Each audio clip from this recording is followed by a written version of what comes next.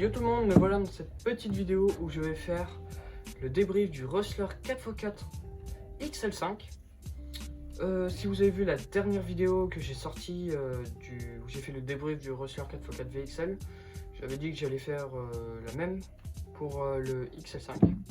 Du coup, la voici. Bon, vous pouvez déjà voir à quoi elle ressemble maintenant, parce que je vous ai jamais montré l'intérieur.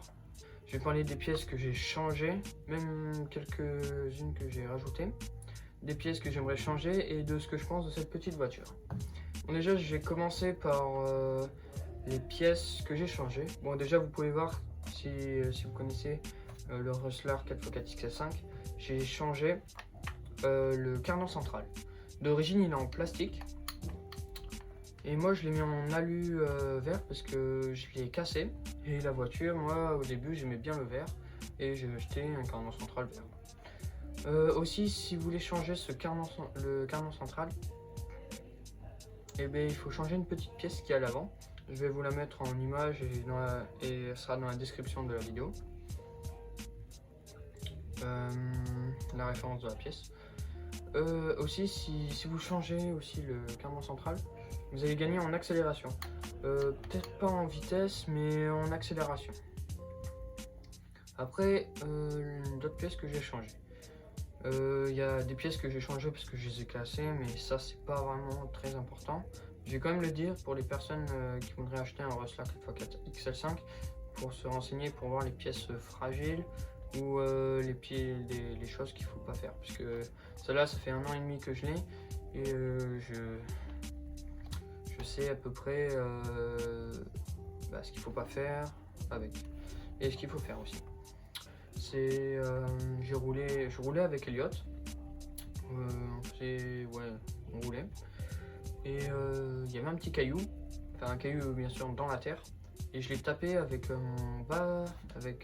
j'appelle ça un bas de suspension, cette pièce ici, et j'ai arraché la vis et ici cette pièce là. Maintenant, une pièce que j'ai changé déjà 2 fois, c'est ce moteur. Ouais, je l'ai changé la toute première fois il y a un peu plus d'1 an maintenant. Dès que je l'ai eu, du coup, j'étais parti en vacances dans les Landes et je suis allé à la plage et j'ai pris mon Rustler. Sauf que moi, j'avais l'habitude de mon ancienne petite voiture, mais vraiment ma toute première voiture où je commençais le modélisme. Et sur cette voiture, tout était fermé. Tout là, on voyait rien. Le moteur, on ne voyait pas. Tout ce qui était le cardan central non plus. Il y avait 2 moteurs, mais on les voyait pas. C'était caché et protégé. Il y avait juste le bélignon qui ressortait avec les batteries. Et sauf que elle, c'est pas comme la petite voiture. C'est ouvert. Et le moteur, on le voit. Et moi aussi, je savais pas que le moteur Sherman pouvait casser carrément. Sauf que du coup, à force de rouler dans le sable, il y en avait vraiment de partout. Le sable est rentré dedans, dans le moteur. J'ai tout bousillé. Ouais. Enfin, je l'ai pas bousillé le jour même, je l'ai bousillé dès que je suis rentré des vacances. Le moteur s'est mis à fumer, il n'avançait plus. Et j'ai tiré tout éteint, je l'ai changé. Et voilà, et ça m'est arrivé 2 fois, mais pas pour la même chose. Le deuxième moteur que j'ai pété, lui, il a duré bien plus longtemps. C'est parce qu'une fois, j'ai roulé. J'ai vu un saut, mais je voyais pas la réception, ce qu'il y avait derrière. Du coup, j'arrive à fond, je saute et j'atterris dans une énorme flaque d'eau. Je vois de l'eau gicler et je la voyais pas la voiture. Du coup, là, j'arrive en courant. J'ai eu de la chance parce qu'elle n'était pas entièrement dans l'eau, mais le moteur, il avait quand même un peu baigné dans l'eau. Et du coup, oui, c'est pas un moteur waterproof, pas comme sur le VXL. Et du coup, il a pas non plus pété le jour même, il a pété bien plus tard. Le sable ça cause aussi un autre problème. C'est pas les roues, c'est derrière, là où il y a les fusées, les roulements et les cardans. Juste derrière, là où il y a la fusée, il y a les roulements et les cardans. Ils sont tous les 3 collés. Et le sable, c'est tout petit et c'est coincé entre la fusée, le roulement et le cardan. Du coup, impossible de sortir tous ces morceaux. J'ai pas pu sortir le cardan, les roulements, et les fusées. Du coup j'ai dû tout racheter. Voilà. Ça c'est une autre conséquence du sable. Même si le VXL il est tout waterproof, en même temps je roulerai quand même pas dans le sable pour les roulements. Voilà. Après il y a une pièce que j'ai rajoutée, c'est la wheel bar. Cette pièce je l'ai rajoutée juste parce que au début ma voiture pouvait faire des wheelies. Sauf que les roues étaient en meilleur état et du coup ça fonctionnait. Et dès que j'ai acheté la wheelie bar, c'est déjà trop tard, les pneus ils étaient morts et tout. Mais normalement dès que j'ai changé les roues, elle pourra faire des roues. Aussi vous avez sûrement dû remarquer cette cochonnerie. Au tout début, comme j'étais encore débutant, je tirais en même temps sur le câble et ici. Du coup j'ai arraché le câble noir au début et j'arrivais pas à ressouder parce que pour faire une belle soudure il faut un petit stylo fait pour, et j'avais pas les sous pour l'acheter parce qu'il coûte quand même 18 € ce petit stylo, et j'arrivais pas à souder. Du coup j'ai pris ce morceau là et j'ai acheté un adaptateur. Cet adaptateur je l'avais acheté un peu avant. Cette pièce venait de ma toute première voiture parce que maintenant elle fonctionne plus, du coup j'ai pris cette pièce. C'était plus facile à souder sur cette pièce que sur celle sur la prise de Traxxas. Aussi j'ai changé d'autres petites pièces comme la tige de suspension avec tout ce qui est joint, parce que j'ai tordu une tige de suspension et comme elle était tordue ça forçait plus sur les joints et il commençait à s'accrocher et du coup l'huile sortait et il n'y avait plus d'huile. Du coup aussi j'ai dû racheter de l'huile. Si je l'ai tendu, c'est déjà elles sont vraiment pas solides celles-là. J'ai pas testé celles en titane, je crois qu'elles sont en titane. Mais d'après ce que j'ai compris, elles sont bien plus solides celles en titane. Et celles-là ça c'est du chewing-gum. Du coup j'ai dû changer ça avec du coup les joints et l'huile. L'huile j'ai pris du Nul Traxxas du 600 CST. Ça fonctionne bien sur ce wrestler, ça remonte. Après si ça remonte c'est pas du tout à cause de... Enfin ça vient pas de l'huile, ça vient des ressorts. Et aussi un peu des cales. Ça bien sûr aussi, je l'ai dit dans la dernière vidéo du VXL, les cales ne servent pas du tout à la rendre plus dure. Les cales vont juste la rendre plus haute. Et moi j'aime vraiment pas, j'aimerais pas l'avoir vraiment comme ça là, la voiture trop haute, j'aime pas.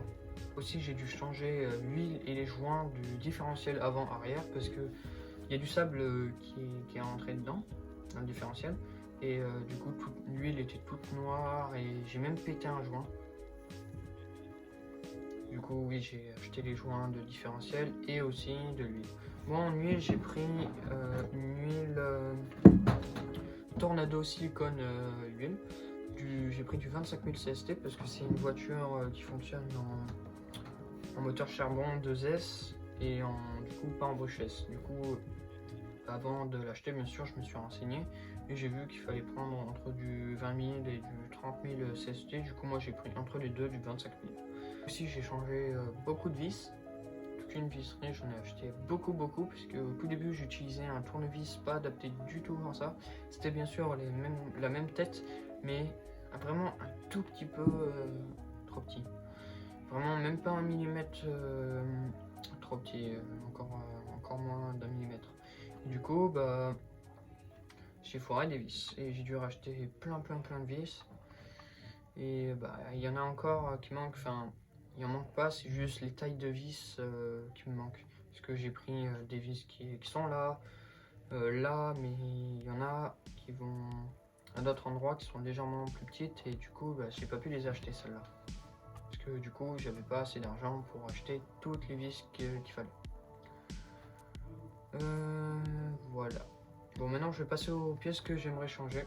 Les pièces que j'aimerais changer dessus directement ça serait le pare-brise, enfin plutôt le pare-choc avant et arrière, parce que déjà à l'arrière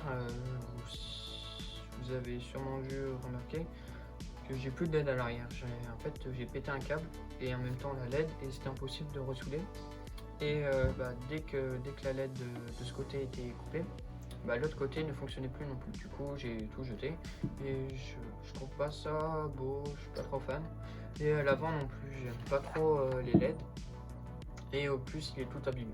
Du coup, je pense que je vais tout mettre en classique. Et aussi, je roule jamais de nuit. Du coup, je ne vois pas pourquoi je roulerais avec des LED. Du coup, il y a ça que j'aimerais changer. Après, bien sûr, les roues. Parce que là, je sais pas si vous pouvez voir, mais les roues, les crampons là, ils sont vraiment morts. Du coup, ça, c'est à changer. Il y a aussi quelque chose que je vais changer là. Pour Noël, ouais, je sais, je suis encore un petit gamin. Je vais prendre un kit cardan, fusée, roulement renforcé et couleur bleue, mais pour le VXL.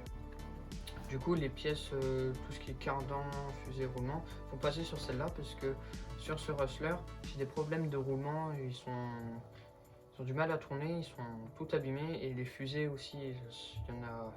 Ça fait longtemps que j'ai changé les fusées et là, elles sont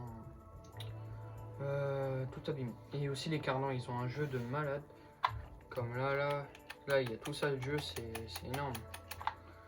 Du coup, ça va faire un peu de bien à la voiture de changer tout ce qui est cardan, roulement et fusée. D'autres trucs à changer, je pense que ce serait les suspensions. Peut-être les ressorts, l'huile. Sinon, tout ce qui est tige de suspension, c'est encore en bon état. Mais je préfère, j'aimerais mettre des suspensions en alu bleu, en tige en titane sur le VXL. Parce que du coup, elles sont réglables, pas en cale, avec une petite goupille qu'on peut tourner, enfin visser et dévisser pour rendre le ressort plus dur, enfin le mettre plus bas, plus haut. Et du coup, les ressorts passeraient sur celui-là. Mais après, ceux-là, ils sont encore en bon état. C'est juste les ressorts, vous avez sûrement dû remarquer, ils sont noirs. Parce que je les ai mis, j'avais colorié en marqueur. Et bah, en fait, c'était juste une mauvaise idée. Parce que du coup, on voit le blanc qui ressort. Et ça fait vraiment un peu dégueulasse. Voilà, du coup, il y a ça que j'aimerais changer. Là aussi, vous pouvez voir que là, c'est un peu abîmé, mais avec le kit fusée, roulement et tout ça, cette pièce est à changer. Après, ici, là, c'est pas grave, ça change vraiment rien. Après, il y a une pièce aussi, j'ai oublié de dire, que j'ai cassé, et la cellule avant. C'est tout ça. C'est pas en dessous que j'ai pété, c'est là vous pouvez pas voir, mais c'est en dessous d'ici. Là où il y a tout le jeu de direction, il y a deux tiges en plastique comme ça, droite comme ça, pour tenir tout le jeu de direction, et il y en a une qui a pété. Après, il y a aussi un autre problème qui revient sur tous les Rustler 4x4 VXL, enfin sur tous les Rustler 4x4, c'est quand vous avez la carrosserie, le pare-buffle arrière il tape dans la carrosserie et ça la fissure, ça la casse, ça l'abîme et après ça peut faire d'énormes fissures jusqu'à tout péter. Ah aussi, j'ai oublié de le dire, mais j'avais changé ma carrosserie, enfin je l'avais dit il y a longtemps, mais je vais vous la présenter plus en détail. Comme vous pouvez voir, elle est verte et noire, et ceux qui sont là depuis le tout début sur la chaîne, au tout début, cette carrosserie était verte. Si elle est noire et verte maintenant, j'ai pas fait ça volontairement, pas du tout. C'est même pas moi qui ai voulu faire ça. C'est parce qu'au tout début, dès que je l'ai peint en vert, j'ai pas respecté tout ce qu'il fallait faire, comme poncer avec le dos d'une éponge de côté vert sur la carrosserie pour qu'il y ait un peu plus de grip pour que la peinture tienne mieux. Et j'ai oublié aussi de nettoyer la carrosserie avant de peindre. J'ai oublié de faire ces deux-là et j'ai direct peint. Et du coup, il y a des endroits où ça tenait pas. Et j'ai voulu refaire une peinture, poncer et refaire une peinture bleue et blanche. Ouais, je sais plus parler. Et sauf que j'avais pas terminé de la poncer. Là où il y a du vert, c'est les endroits où j'avais pas terminé de poncer. Sauf que dès que j'ai eu le VXL, cette voiture est passée à mon père. Et du coup, il a voulu la repeindre. Et du coup, il a mis du noir. Parce que là, j'ai l'ancienne carrosserie. Comme vous pouvez voir, elle est cassée là. Tout là, tout là, tout là. Là aussi, elle est cassée. Du coup, il voulait avoir une carrosserie pas cassée, mais d'une autre couleur. Sauf que du coup, c'est pas une couleur faite pour les carrosseries. C'est une peinture qu'on avait achetée pour un BMX. Ça tient pas très bien. C'est pas une peinture faite pour. Même, elle est quand même très épaisse, la peinture. Là, ça sent pas trop, mais dès qu'on fait ça, on sent que c'est bien épais. Mais après, ça va. Je sais pas ce que vous en pensez, mais moi, je trouve que ça va. J'aime bien et j'aime pas trop en même temps. Ça fait un peu militaire. Mais ça va, moi, je trouve que ça fait beau. Mais pas trop non plus, parce que on peut voir des petites taches de couleur, comme ça. Et aussi parce que la peinture ne tient pas trop. Mais après, chacun ses goûts. Maintenant, je vais parler de ce que je pense de cette petite voiture. Pour un débutant, je la trouve vraiment super parce que moi j'ai commencé avec. Bon, bien sûr, faut pas oublier ce problème avec le moteur. Parce qu'un débutant, du coup, il va pas faire attention, sauf s'il s'est bien renseigné. Mais il faut vraiment faire très attention sur ça. Parce que après, dès que tu commences le modélisme et que tu dois direct payer une pièce à 30 €, bah ça fait un peu chier. Dès qu'on s'apprête à faire du modélisme, il faut aussi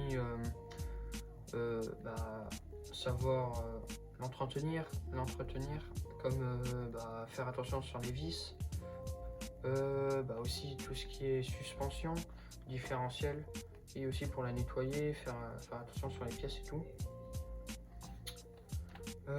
Aussi sur tout ce qui est véhicule Traxxas, ce qui est cool, c'est que vous pouvez mettre, je crois que sur tous les véhicules Traxxas même, vous pouvez, sauf les véhicules en thermique, vous pouvez le mettre en plusieurs modes. Il y a 3 modes. Le mode sport qui est d'origine, enfin dès que vous l'allumez, il est en mode sport.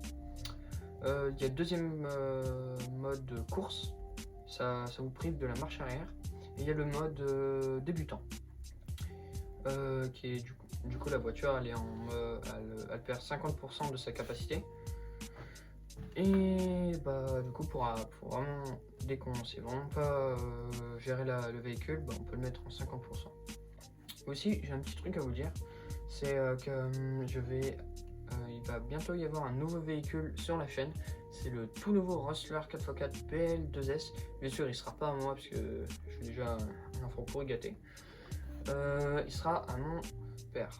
Bon, bien sûr, il y a d'autres pièces que j'aimerais changer, mais ça coûte relativement cher. Comme j'aimerais changer le moteur et le vélignon, et comme maintenant il y a le Traxxas BL2S qui est sorti, j'aimerais acheter son moteur et son vélignon. Parce que déjà c'est un moteur brushless qui fonctionne en 2S, parce que j'ai déjà des batteries 2S, et parce que j'aimerais pas avoir 2 VXL, parce qu'en avoir 2 c'est un peu nul d'avoir les deux mêmes. Je préfère tester un moins rapide et un peu rapide. Enfin, ça dépend aussi de ce que je veux faire, parce que le VXL, je pense que je vais l'utiliser pour tout ce qui est gros saut, long jump, et voilà, juste pour ça. Et si je veux garder celui-là et prendre un nouveau moteur et vélignon du Traxxas Rustler 4x4 BL2S, je l'utiliserai plus pour tout ce qui est petits sauts techniques et petites balades aussi. Bon, voilà, c'est la fin de la vidéo. Bon, du coup, je vous dis à la prochaine vidéo et salut tout le monde.